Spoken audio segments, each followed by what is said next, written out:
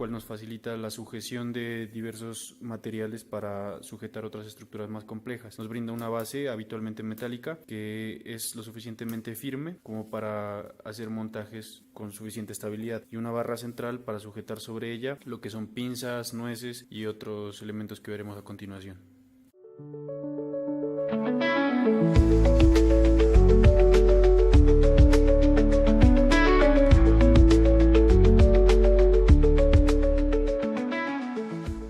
Este implemento se conoce como aro metálico y se lo utiliza habitualmente en montajes de filtración.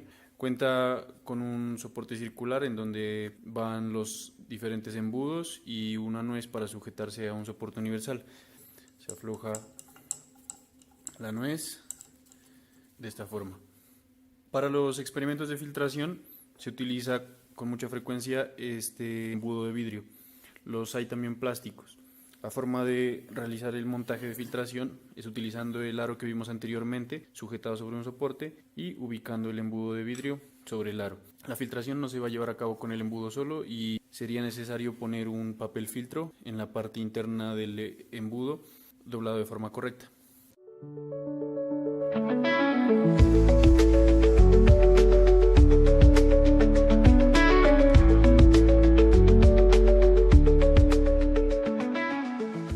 Este elemento que tenemos aquí se conoce como balón de destilación o matraz de destilación, debido lógicamente a su forma esférica. Se utiliza con mucha frecuencia en experimentos de destilación que consisten en separar líquidos que difieren en su punto de ebullición, y está diseñado de esta forma porque recibe calor en la parte inferior para generar una evaporación y posteriormente el vapor se dirigirá por este desprendimiento hacia un condensador. Habitualmente se equipa con un corcho horadado para hacer el respectivo acoplamiento con el termómetro. Las mediciones de temperatura las haremos con termómetros de vidrio como estos que tenemos aquí. Básicamente son tubos de vidrio que contienen en su interior un líquido que se dilata y al dilatarse irá marcando una de las temperaturas que se encuentran en esta escala. Las escalas más frecuentes vienen en unidades de grados centígrados. Este en particular es un termómetro de mercurio, lo cual se puede apreciar en su bulbo, que es esta sección que está en la parte de abajo, que es la que entrará en contacto con la sustancia o líquido al que le querramos medir la temperatura. También los hay de alcohol con un tinte rojo, lo cual facilita la visualización de la temperatura en la escala. El siguiente elemento se conoce como condensador o refrigerante y su función es la de convertir nuevamente a líquido o condensar un vapor que nos interese. Está construido de la siguiente manera: tiene un tubo interno que comunica con su entrada y con su salida y una camisa que recubre al tubo interno. La idea es que circule líquido frío por esta camisa. El líquido debe circular en contracorriente al vapor que está entrando en el condensador, de modo que si el vapor ingresa por aquí, el líquido debería ingresar por acá, ir en contravía en relación con el vapor y ser evacuado por aquí. Esa evacuación será a través de mangueras. Otros condensadores habituales son el condensador de bolas y el condensador de serpentín.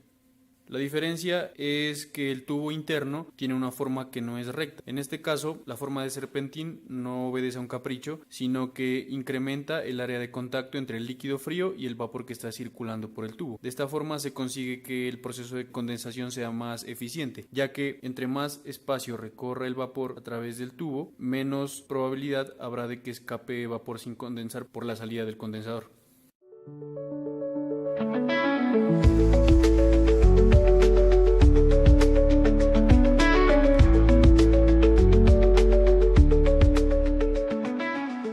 Por otra parte tenemos los balones rectos que no tienen desprendimiento y son de dos tipos. Los de fondo plano como este, que sirven para calentar, pueden recibir calor y pueden acoplarse también a otro tipo de montajes complementarios y tienen doble propósito. Aparte de soportar el calentamiento, también pueden contener la mezcla de reacción. Aquí podemos almacenar por un tiempo prolongado la mezcla de reacción. De otro lado están los balones de fondo redondo como este que está aquí, cuyo fondo es más eficiente para distribuir el calor, pero que no sirve para almacenar la mezcla de reacción. Este en particular tiene un cierre esmerilado para acoplar con otros elementos como pueden ser condensadores. También contamos con adaptadores, de modo que si hay algún instrumento que no acople por tener un diámetro diferente en la boca del balón, podemos utilizar esta unión. Los tres balones que acabamos de revisar tienen la característica en común de que pueden soportar grandes temperaturas. Se usan para calentar mezclas de reacción. Es por esto que normalmente hace falta acoplarlos a un soporte a través de una pinza. Para eso tenemos pinzas de diferentes tipos. Normalmente las pinzas para balón tienen este cierre circular y sujetan el balón de la siguiente manera.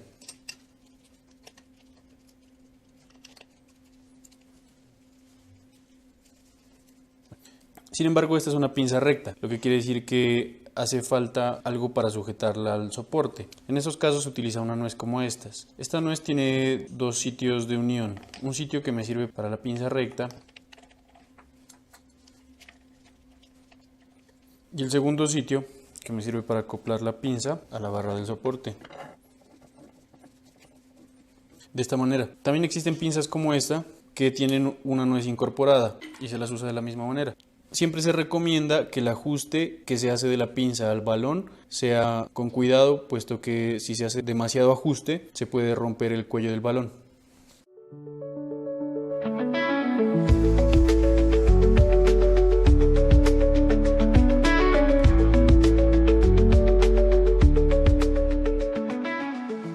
El siguiente elemento se conoce como bureta y también sirve para medir volúmenes, pero lo hace por expulsión. Eso significa que su escala está invertida. En la parte superior tenemos el 0 y la escala va creciendo a medida que el líquido desciende a través del tubo y va siendo expulsado a través de esta llave que tiene la bureta en su parte inferior. El control de la evacuación se controla desde aquí, siendo la posición vertical la posición abierta y la posición horizontal cerrada. Las buretas se consideran instrumentos de alta precisión para la medición de volúmenes y esa es la razón de que se utilicen principalmente en las titulaciones.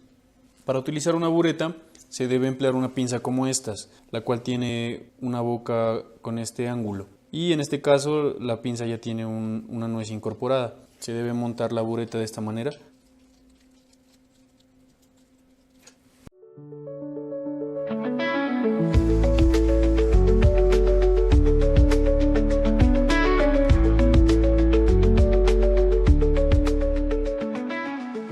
Las probetas o cilindros graduados son elementos diseñados para la medición de volumen. Son un cilindro que cuenta con una escala graduada ascendente en su parte lateral. Si nos interesara transferir 150 mililitros de un líquido cualquiera a otro recipiente, verteríamos el líquido de interés a través de esta boca superior. Cuando el líquido alcance la marca de los 150 mililitros, detendríamos el vertido y posteriormente haríamos el trasvase al recipiente que va a contener el líquido que nos interesa. No están diseñadas para soportar calentamiento.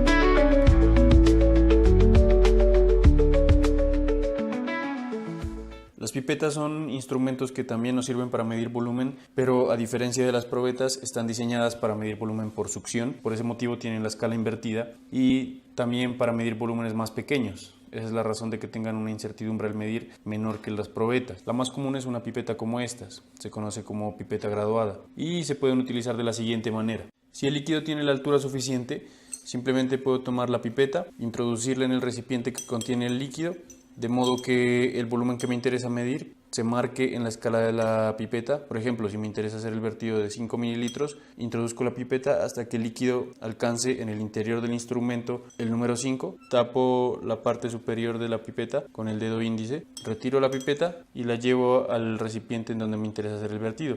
Allí debo soltar el dedo índice y esperar a que el líquido se evacúe por sí solo.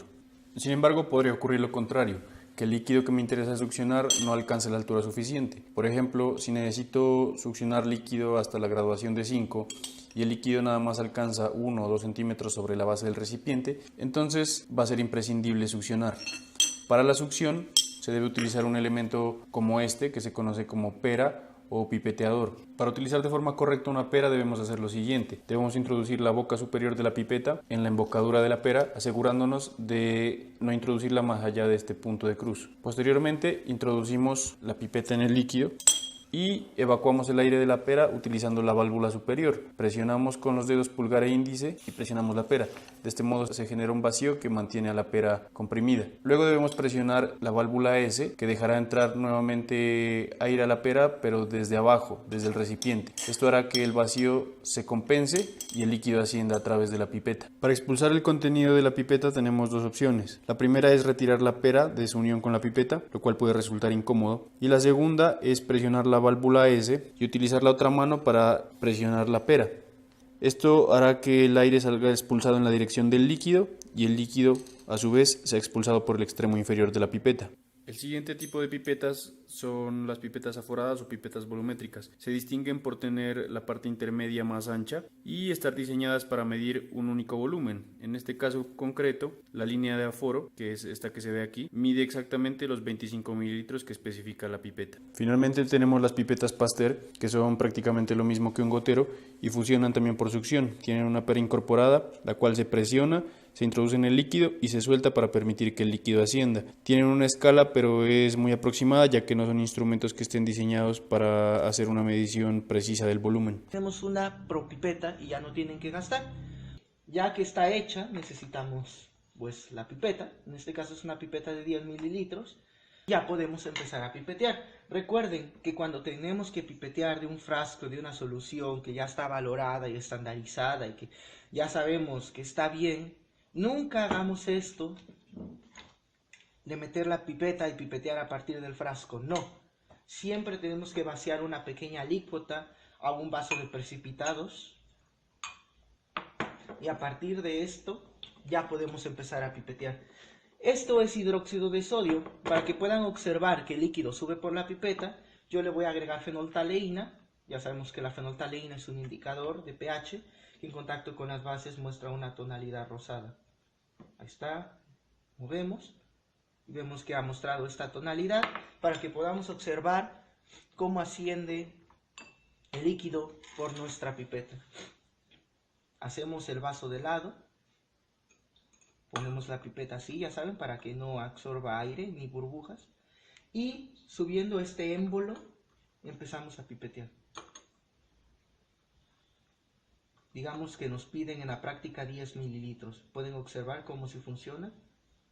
Pueden subir hasta la línea y luego pues tenemos que llevar a la vista de los ojos, esto no se va a poder observar, para poder hacer perfectamente la medida y que el meñisco quede perpendicularmente formando una media luna con la línea de medición, y pasamos posteriormente en este caso un Erlenmeyer, desplazando por las paredes del tubo del matraz. Y ya ven, hemos hecho una propipeta con materiales muy sencillos. Este es un tipo diferente de balón, se conoce como balón aforado o matraz aforado y no se puede calentar. La razón es que es un instrumento diseñado para medir volumen, pero además solamente tiene la capacidad de medir un único volumen. Si observan con cuidado, el cuello del balón cuenta con una única línea y esa línea me define el único volumen que el balón tiene la capacidad de medir. En este caso son 250 mililitros. Normalmente este tipo de balones cuentan con una tapa, a veces de plástico, a veces esmerilada como esta que pueden ver aquí. Trasvase el sólido a un vaso de precipitados y arrastre el que queda adherido al pesasustancias con una pequeña cantidad de agua desionizada.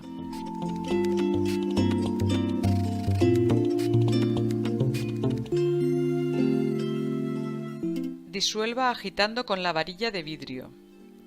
En caso de disoluciones endotérmicas o exotérmicas, se deja reposar hasta que alcance la temperatura ambiente. Lave la varilla y trasvase la disolución al matraz aforado utilizando el pico del vaso.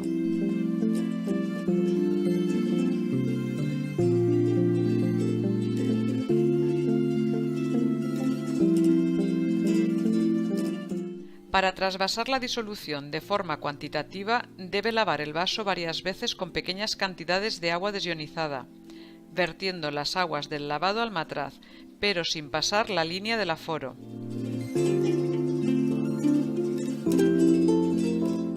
Para el enrase final, añada agua desionizada gota a gota con la ayuda de un cuentagotas hasta que se iguale el fondo cóncavo del menisco con la marca del matraz aforado. Para ello, coloque los ojos a la misma altura que el nivel del líquido con el matraz apoyado sobre una superficie horizontal. No se quede corto ni se pase. Por último, tape el matraz aforado y agite varias veces hasta homogeneizar la disolución.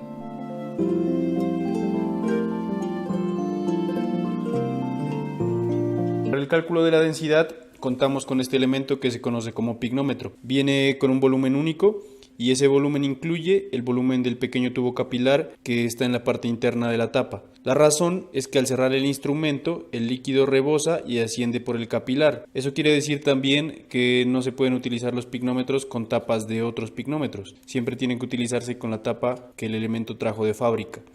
Aquí tenemos otro tipo de embudo, conocido como embudo de separación o embudo de decantación, el cual tiene la característica de contar con una llave en su parte inferior para evacuar de manera controlada los líquidos que estén contenidos aquí. La llave se encuentra abierta cuando está en posición vertical y si está en posición horizontal está cerrada.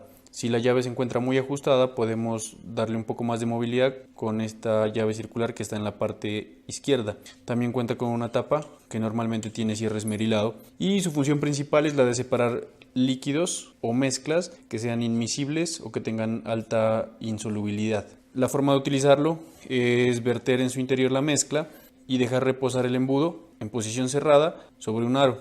Esperar a que se dé la separación y cuando vayamos a evacuar el contenido debemos retirar esta tapa porque de otra forma el vacío que se genera no va a permitir la evacuación. Cuando esté sin la tapa ya podemos proceder a abrir la llave. Ahora vamos a realizar lo mismo, pero con nuestra disolución problema de yodo en agua y con el diclorometano. Para ello vamos a añadir 30 mililitros de diclorometano y 30 mililitros de disolución acuosa de yodo en un embudo de decantación. El embudo de decantación tiene una llave que permite abrir y cerrar la parte inferior. Si la ponemos en perpendicular al tubo del embudo de decantación estaría cerrada y si la ponemos paralela estaría abierta. De manera que nos aseguramos de que esté el embudo cerrado, lo colocamos en la pinza y ahora vamos a medir 30 mililitros de la disolución acuosa de yodo .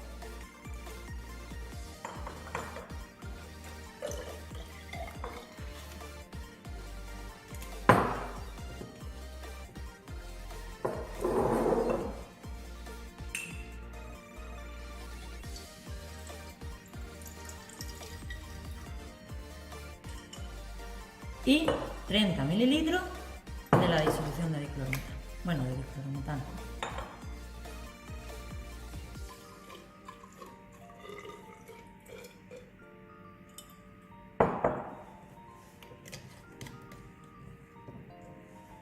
Lo añadimos también al embudo de decantación .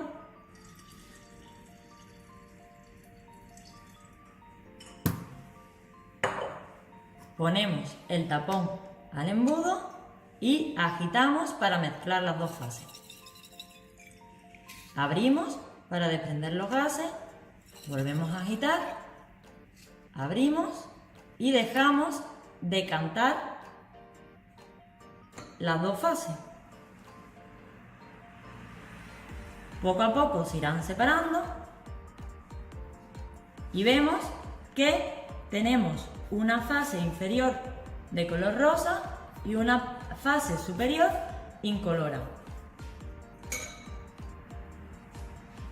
Según lo que hemos determinado antes, la fase más densa sería el diclorometano y la fase menos densa sería el agua, con lo cual lo que queda abajo debe de ser el diclorometano y lo que queda arriba debe de ser el agua. Como ya están completamente separadas, vamos a coger un Erlenmeyer, un matraz Erlenmeyer, ¿vale? De 100 mililitros y vamos a recoger una de las fases. Abrimos la llave para que caiga poco a poco.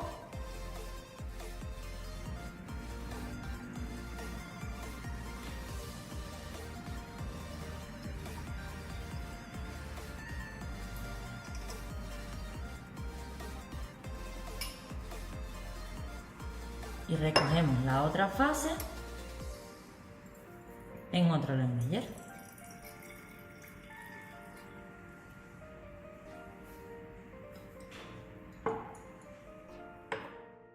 ¿Qué ha ocurrido?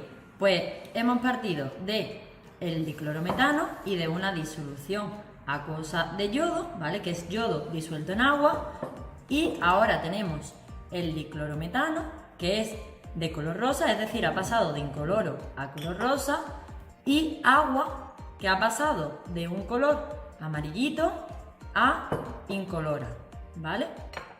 Bueno, resumiendo, hemos realizado una decantación que, como he mencionado antes, es un fenómeno físico. ¿Por qué? Porque no hay ninguna reacción en la decantación, ¿vale? Entonces hemos separado el diclorometano del agua. Lo que ha ocurrido es que al principio el agua contenía el yodo, ¿vale? Y el yodo ahora, como se puede observar por el color rosa, ha pasado al diclorometano. Esto ocurre porque el yodo, ¿vale? Es un compuesto que se disuelve mejor en un disolvente orgánico más polar, como es el diclorometano, ¿vale? Perdón, se disuelve mejor en un disolvente orgánico. Entonces, entre el agua y el diclorometano, pues el yodo ha preferido pasar a disolverse al diclorometano. El yodo en agua tiene un color amarillito y el yodo en diclorometano tiene un color rosa, pero ahí no ha habido ninguna reacción química, simplemente es que el yodo, al disolverse en diferentes disolventes, pues tiene otro color. Como ya he mencionado y se puede ver en la pizarra, el agua tiene una densidad de 1 gramo por mililitro y el diclorometano tiene una densidad de 1,33. Por eso hemos visto que el diclorometano va hacia abajo porque es más denso y el agua se queda arriba. El fenómeno por el que el yodo pasa del agua al diclorometano se llama extracción. ¿Por qué? Porque lo que hacemos es extraer de una fase el yodo hacia otra, ¿vale? Extracción. Aquí tenemos un beaker o vaso de precipitados y es uno de los elementos de uso más frecuente en un laboratorio de química. Se utiliza para cualquier proceso de precipitación, para hacer diferentes mezclas de reacción, para hacer trasvases, razón por la cual tiene este borde en forma de pico, y para cualquier proceso que no requiera una agitación vigorosa o una gran cantidad de reactivo. Aunque cuenta con una escala volumétrica, no es un instrumento que esté diseñado para medir volúmenes, solamente se pueden ver los volúmenes de forma aproximada y tiene la característica de soportar el calentamiento. Aquí tenemos un Erlenmeyer o matraz Erlenmeyer y se utiliza cuando el proceso que voy a llevar a cabo genera bastantes salpicaduras o ocurre de manera vigorosa. También si requiero hacer una agitación de esta manera, es un instrumento que me facilita llevar a cabo ese proceso. También está diseñado para soportar el calentamiento. Si no contamos con un Erlenmeyer que nos permita hacer una agitación manual, lo más habitual es utilizar una varilla de vidrio o agitador de vidrio. Simplemente se introduce en el recipiente en donde estamos llevando a cabo nuestro proceso y ejercemos agitación de esta manera. Voy a poner agua destilada en estos vasos. En uno de ellos disolveré sosa cáustica o hidróxido de sodio.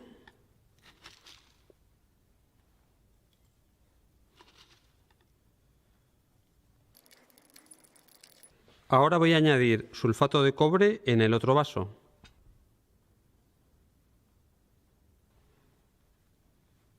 Con otra varilla lo agito bien para que se disuelva. Y ahora pondré un poco de solución de hidróxido de sodio en el vaso con solución de sulfato de cobre.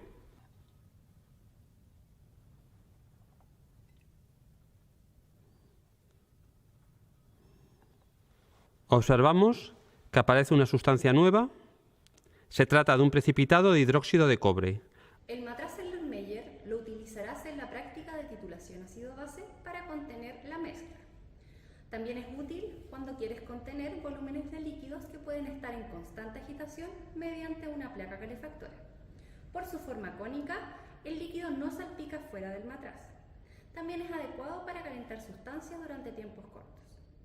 A continuación tenemos un Erlenmeyer con desprendimiento o matraz Büchner. Es un instrumento muy parecido al Erlenmeyer que ya vimos, con la particularidad de que cuenta con un desprendimiento lateral que nos sirve para acoplar una manguera. La función de esa manguera es extraer aire cuando esta salida se encuentra bloqueada o tapada y generar un vacío que producirá una succión temporal y me facilitará algunos procesos. Es un instrumento que no está diseñado para ser calentado, pero debido a que soporta cambios de presión, debe estar construido en un vidrio más grueso para que no se fracture.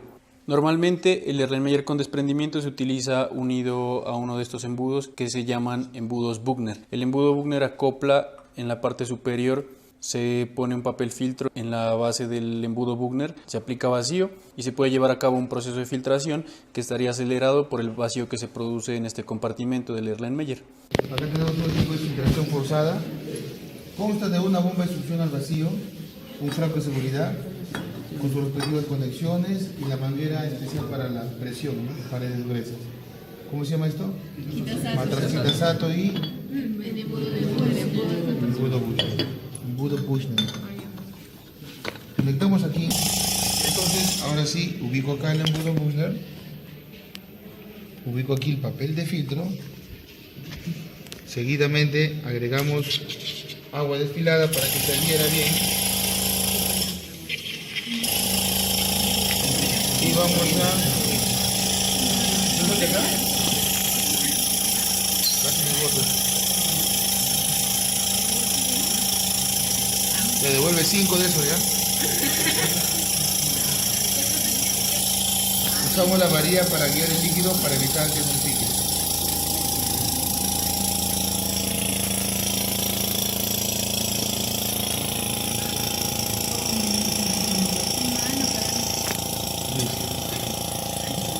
Como pueden darse cuenta, esta filtración es más rápida y más eficiente. Vean, acá sale todo el filtrado y todo el sólido que estaba en suspensión en nuestra muestra queda atrapado en el papel de filtro.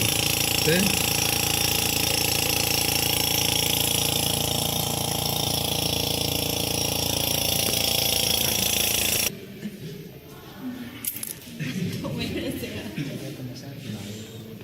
Y el recibo, ¿no? Es frecuente que los calentamientos se realicen con este tipo de mecheros que se conocen como mecheros Bunsen. Básicamente consisten en una entrada de gas, que es esta manguera, una válvula para controlar el ingreso o flujo de la cantidad de gas al interior del mechero y una segunda válvula giratoria que determina cuánto oxígeno ingresa al proceso de combustión, de modo que la llama se torne más azul o más amarilla simplemente manipulando este dispositivo. Para ubicar con comodidad el instrumento que va a recibir el calentamiento es común usar uno de estos trípodes. Sobre el trípode, a su vez, se debe ubicar un triángulo cerámico y sobre el triángulo cerámico se puede ubicar finalmente el recipiente que se va a calentar. Si lo que se busca es descomponer o calcinar una sustancia a temperaturas que están muy por encima de las que alcanza un mechero, por ejemplo en un horno o en una mufla, se utiliza este elemento, que es un crisol de porcelana. También los hay de metales como platino. Cuenta con su tapa que también tolera altas temperaturas y puede soportar temperaturas del orden de los 800 o 1000 grados. Para manipular un crisol caliente, cosa que en definitiva no debo considerar hacer con las manos, debo utilizar una pinza como estas. Se conocen como pinzas para crisol y tienen esta punta especial que me permite sujetar el crisol con seguridad por uno de sus extremos y transportarlo a donde necesite. Este elemento se conoce como cápsula de porcelana y su función es el calentamiento de cantidades moderadas de muestra o su evaporación a temperaturas que también se consideran moderadas. La cápsula de cerámica tolera bien el calentamiento. Para manipular una cápsula de porcelana que ha sido calentada recientemente se deben utilizar unas pinzas como estas. Se conocen como pinzas para cápsula y se utilizan de la siguiente manera. Se ubican en torno a la cápsula caliente, se levanta la cápsula y se traslada al sitio donde se vaya a continuar con el proceso. Se procede posteriormente a abrir la llave de paso del mechero mismo, se enciende con una cerilla, un fósforo, y después se tiene que regular la llama cuidadosamente para que no haya un descontrol entre la cantidad de gas y la cantidad de aire que tiene el sistema.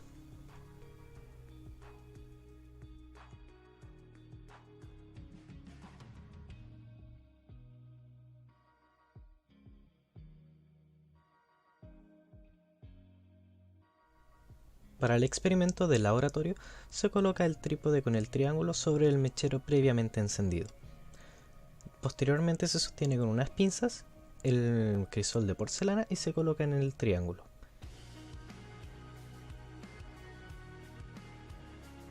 La llama reductora. Esta se produce bajo limitación de oxígeno, generando una llama luminosa y de poca energía calórica. Se obtiene con el tornillo totalmente cerrado. La llama es de un color amarillo anaranjado. Produce carbono como hollín, monóxido de carbono, H2 e incluso pequeñas cantidades del mismo hidrocarburo.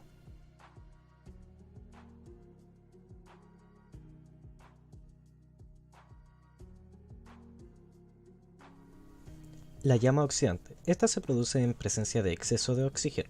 Para esto, el tornillo del mechero debe estar completamente abierto. La llama tomará un color azul y con esta reacción se libera CO2 y H2O en estado gaseoso. Para conseguir un calentamiento mucho más uniforme y eficiente, es común que se utilice este instrumento conocido como plancha de agitación. Básicamente es una plancha cerámica que en su parte interna tiene una resistencia y el calor que suministra esta resistencia se controla a partir de esta perilla y se puede leer la temperatura a la que llega la plancha a través de una pantalla digital. La temperatura a la que se encuentra el instrumento no necesariamente coincide con la temperatura a la que se encuentra la mezcla. Estas planchas tienen una función adicional bastante útil, que es la función de agitación. Por ejemplo, si tengo una mezcla de reacción y me interesa agitarla por un periodo largo, o sea, sostener esa agitación, introduzco dentro del recipiente un magneto, pongo el recipiente sobre la plancha y con esta segunda perilla fijo unas revoluciones, con lo cual consigo una agitación constante. Si tenemos una sal o el residuo de algún proceso de secado y nos interesa mantenerlo protegido de la humedad del ambiente, vamos a utilizar un instrumento como este. Se conoce como desecador. Está construido en un vidrio grueso y consta de dos compartimentos. Un compartimento inferior que contiene el material desecante o material que absorbe la humedad y un compartimento superior que contiene las muestras que vamos a proteger de la humedad. También cuenta con una rejilla que separa los dos compartimentos y está horadada de forma que la humedad pueda pasar fácil a ser absorbida por el material desecante. Lo siguiente sería introducir el recipiente que contiene la sal y tapar el instrumento. La tapa está construida en un material muy parecido al cuerpo principal del desecador y cuenta con un cierre hermético y esmerilado de forma que no haya entrada de humedad de la parte externa al interior del desecador.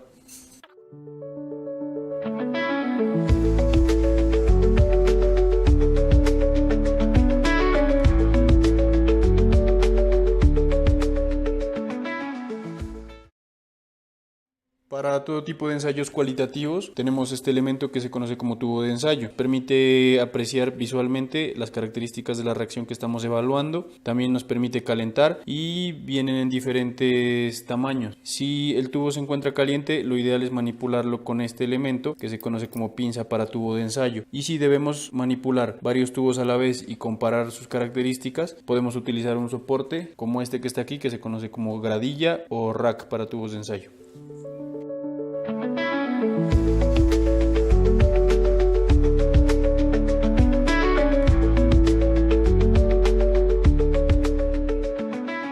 Tenemos también las placas colorimétricas o placas de tinción que nos permiten evaluar la respuesta de un sustrato común al efecto de diferentes reactivos que generen coloraciones diferentes y así poderlas comparar. También podemos utilizar este elemento para seguir el avance de una reacción en el tiempo siempre que se genere un cambio de color.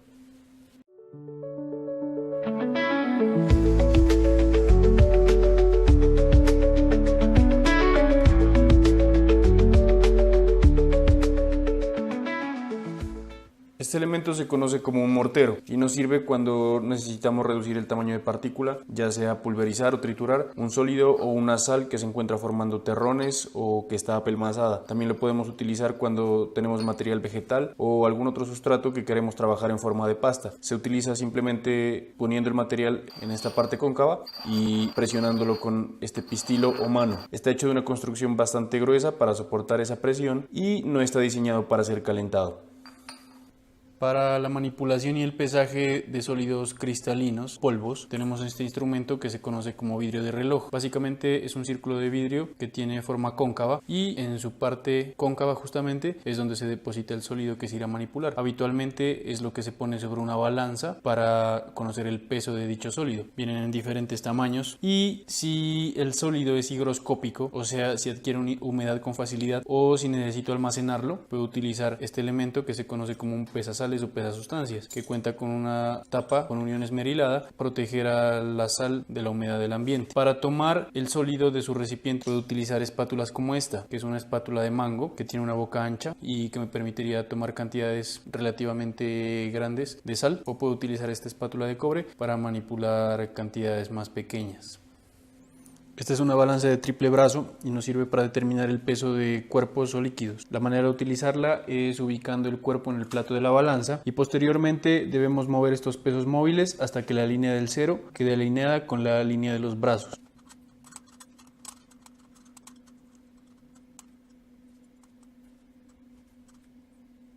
Hoy en día, para hacer las operaciones de pesaje es mucho más común utilizar balanzas digitales como esta. Muestran directamente la lectura del peso en una pantalla digital, en una unidad que se puede escoger a conveniencia. En este caso tenemos los gramos, pero podríamos configurar libras o kilogramos. Y la lectura, que tarda un tiempo en estabilizarse, se marca por un indicador en la pantalla. También deben ser correctamente niveladas con la superficie en la que se encuentran. Para eso tienen un indicador de ojo de pez y por obvias razones no pueden utilizarse en superficies inclinadas o en superficies que generen inestabilidad. Una de las opciones más útiles que tienen estas balanzas es la opción de tarar el recipiente. Por ejemplo, si quiero conocer el peso de algo que está contenido en este beaker, lo ubico en la balanza y presiono tare.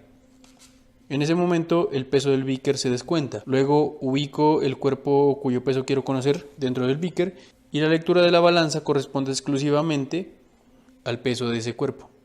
La primera balanza que tenemos acá en el laboratorio es la balanza granataria. La utilizamos para medir tal vez cantidades que no necesitamos que sean demasiado exactas o que haya demasiada precisión en la medición que vamos a realizar.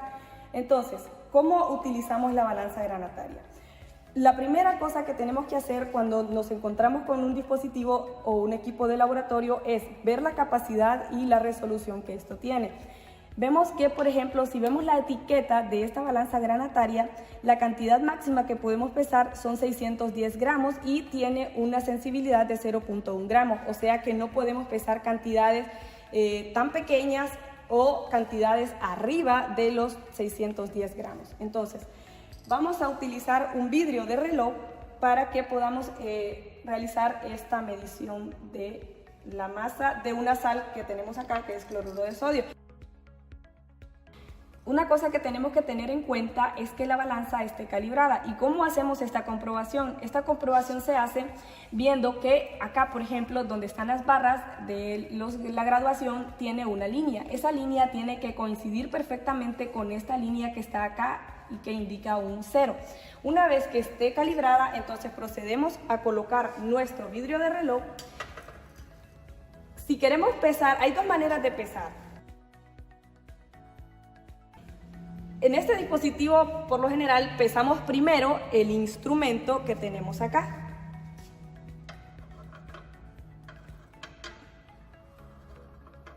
Vamos moviendo la primera pesa que mide hasta 100 gramos. Entonces, vemos que mide menos de 40 gramos. Luego movemos la primera pesa que mide hasta 10 gramos. Ahí está. Entonces pesa 37.7 gramos.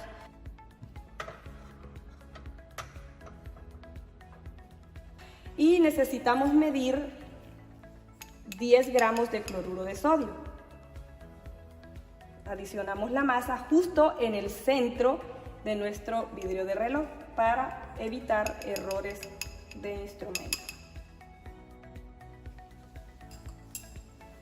Bien, como ya conocíamos el peso del vidrio de reloj y solo necesitamos pesar 10 gramos de nuestra sustancia, en este caso la sal cloruro de sodio, entonces vemos que la línea todavía no coincide. Entonces adicionamos con mucho cuidado, con mucha cautela, cantidades pequeñas hasta que se alinee. Ahí vemos que se está moviendo lentamente. Vamos a adicionar un poquito más. Ahí está. Entonces ahí tenemos nuestra masa de 10 gramos de cloruro de sodio. Continuamos. La siguiente balanza que tenemos acá es una balanza digital. La cantidad máxima que podemos pesar en esta balanza son 200 gramos. La sensibilidad es de 0.01 gramos.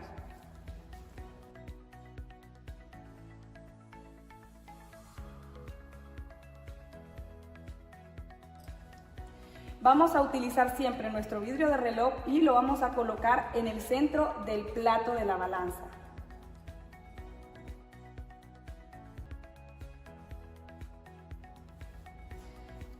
Podemos hacer dos cosas. Pesar como lo hicimos anteriormente, pesar el vidrio de reloj y luego sumar la masa que necesitamos, o simplemente tarar. Esperamos siempre que se estabilice. Bueno, aquí lo hizo de inmediato, pero siempre esperamos que se estabilice y que la marca esté en 0 0,00. Luego procedemos a pesar nuestra masa, vamos a pesar siempre 10 gramos. Siempre lo hacemos en el centro de nuestro vidrio de reloj. Al principio estoy agregando cantidades grandes, pero en la medida que me voy acercando a la medición deseada, entonces lo voy haciendo con mucha cautela. Luego, la balanza más exacta que disponemos es la balanza analítica. Lo primero que tenemos que hacer antes de utilizar nuestra balanza es verificar que esté perfectamente conectada. También tenemos que tener en cuenta que no haya una corriente de aire cerca o el aire acondicionado que tal vez esté en el laboratorio, pues que no esté encendido.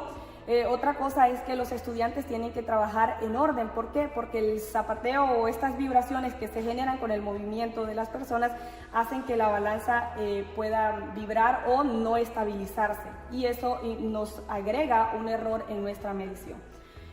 Vamos a medir la misma sal, cloruro de sodio, en la misma cantidad. Lo único que tenemos que notar es que ya las capacidades de nuestra balanza y nuestra precisión varían. Solamente tienen que verificar que la balanza tiene la cantidad máxima y la cantidad mínima, o la resolución, la sensibilidad que esta tiene. Vamos a leer en la parte superior derecha que tiene 220 gramos. Esa es la capacidad máxima que nosotros podemos pesar o medir en esta balanza. Luego tenemos la cantidad mínima o la sensibilidad, que es de 0.001 gramos. Luego tenemos que encender la balanza si no está encendida. Vemos que acá ya está encendida y está perfectamente en 0,000. Entonces, lo siguiente es abrir nuestras ventanas, porque esta balanza dispone de unas como puertecitas que nos ayudan a tener mayor precisión. Eso significa que la corriente de aire no va a generar muchas fluctuaciones en mi medida, y ese error pues va a ser mínimo. Colocamos el vidrio de reloj siempre en el centro del plato de la balanza. Vamos a cerrar.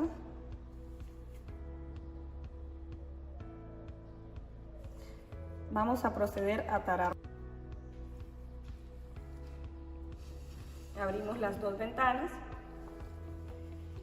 En una ventana colocamos nuestra mano izquierda, donde vamos a tener el frasco con el reactivo o la sustancia que vamos a pesar, y con la otra mano, la mano derecha, la introducimos por la ventanita derecha y tenemos nuestra espátula para ir agregando poco a poco